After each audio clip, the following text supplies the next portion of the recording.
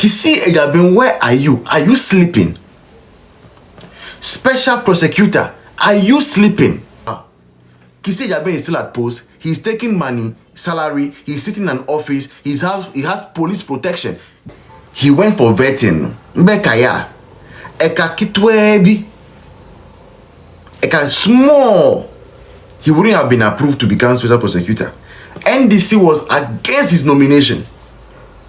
And you know, because of the hang parliament that we had, almost all the committees had equal numbers. And so there was no way. Wow, I see the regional women organizer of Volta, MPP regional women organizer. Right here, she has joined us. Auntie Hannah, you are welcome. Family, let's welcome her. Let's welcome her. Her name is Ashade Hannah. She's my regional women's organizer. Very beautiful woman, very intelligent woman, and a super hardworking woman. Wow, I'm happy to see her here. Now, thank you so much, Atiana, for the gift. Let me see. Okay. So, the captain, you are welcome. I see all of you. I see all of you. All protocols observed. Now, NDC did not want Kissi Agyabeng to be approved to become special prosecutor. They were doing everything possible not to allow MPP to pass Kissi Agyabeng. So MPP had to go behind the scene to go and negotiate with NDC to allow for Kissi Agyabeng to become special prosecutor. The parliament approved this man. We all want to see corruption become a thing of the past. We want to see corruption reduce. So Akufo-Addo's government gave the necessary amount of money, office space, and everything Kissi Agyabeng and his people would need so that they can work, they can function, they can fight against corruption, they can prosecute corrupt people. It even came to a time that Kissi Agyabeng said, say, oh no, before he will be able to work, no, he needs a Mercedes C-Class, a bulletproof vehicle. Because of his work, because of the work he's doing, his life is at stake. Even that, he provided budget and government bought it for him. Kissi Agyabeng for you. Government bought it for him. All because Akufo-Addo wanted corruption to be fought against. Now, the good heart of Akufo-Addo, the willingness of Akufo-Addo to ensure that such criminal acts, especially corruption in the public sector and even among private individuals, money laundering is fought against, became a point that NDC used to campaign against the MPP. Now, this evening, the reason I'm speaking about the special prosecutor, Kissi Agyabeng, is that Kissi Agyabeng, where are you? Are you sleeping? Special prosecutor, are you sleeping? I ask again, Kissi Agyabeng, are you sleeping? Are you sleeping? When the issue of Cecilia Dapaah came up, sometimes when I think about the whole Cecilia Dapaah issue, I don't get it. I don't just get it. Because the woman has money in her house. Auntie Hannah says that he's protecting his job. He should keep protecting it. He will lose it. Even Bible says that he who thinks he is standing should take heed lest he falls. Now, somebody went to the police to declare that my maid has stolen my money. And I always tell people that, look, if Cecilia Dapaah knew, or if it were that Cecilia Dapaah's money was illegal money, she wouldn't have had the confidence to go and report at the police station that somebody has stolen my money. Because Cecilia Dapaah is not a small person. She knew it would make news. But it is because she knew that the money that was in her room was legally acquired money, her own sweat and that of the husband. So she went to the police. So ideally, we should have commended Cecilia Dapaah for what she did.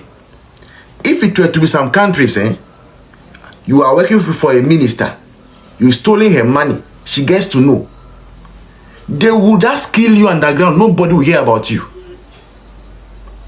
Go and try it in Togo. You are working for a minister, because you are in a seeker. They won't go and report in any police station. They will look for we guys to go and beat you and kill you and leave you in the bush.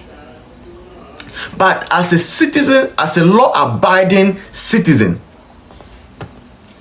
this woman went to report to the police, and the police took up the issue. We forced her to resign because somebody stole her money and she's gone to report to the police. So what we've done is that, moving forward, as a politician, if you have money, even if it's legal and it's in your room and someone steals it, don't go and report to the police station. Deal with the person the way you want. That is the message we send to politicians. Now, whilst this was ongoing, Kissi Agyabeng went to hire drones, ran to court to go and file an ex parte motion, a search warrant, and went with journalists straight to the house of Cecilia Dapaah. For 4 hours, this man, Kissi Agyabeng, was ransacking the house of Cecilia Dapaah, seized all the monies of the woman, wrote to the banks, froze all her accounts for more than 6 months. At the end, his investigation, corruption. No problem. If that is your work, no problem. Now, Kissi Agyabeng, are you in this country? If it is that you are in this country, did you follow the vetting of Samuel Okudzeto and Sam George? Kissi Agyabeng, did you follow the vetting of Okudzeto and Sam George? Auntie Hannah says that when he was busy chasing our OMPP people, what do we expect? A black one did photocopy to buy millions. Kissi Agyabeng is saying that he has not heard that Okudzeto has told the whole nation, say he is staying at Airport Hills, and the money he's using to pay over $8,000 of rent every month is photocopy money. He has not heard that one.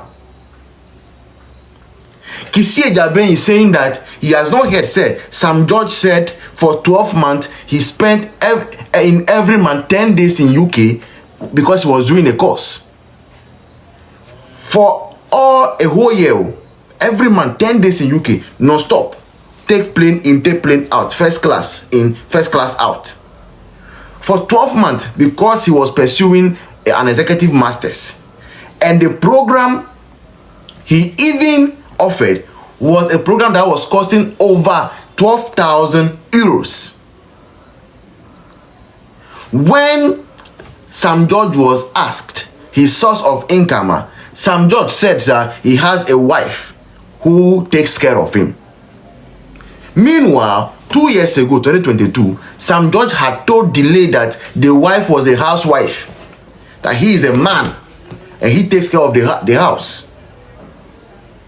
But in all these things, Kissi Agyabeng is quiet. And that is ungrateful, how ungrateful some human beings can be. And you see, all these things that Kissi Agyabeng and these people are doing, they are just empowering politicians to be more corrupt.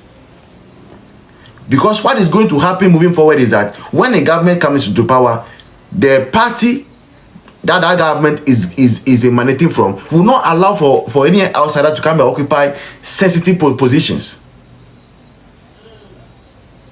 Do you think that if Akufo-Addo had appointed a party person, that party person will go and do that demonstration in Dapaah's house? No. But Akufo-Addo wanted the right thing to be done. He meant whatever he wanted to do. And we have shamed the man.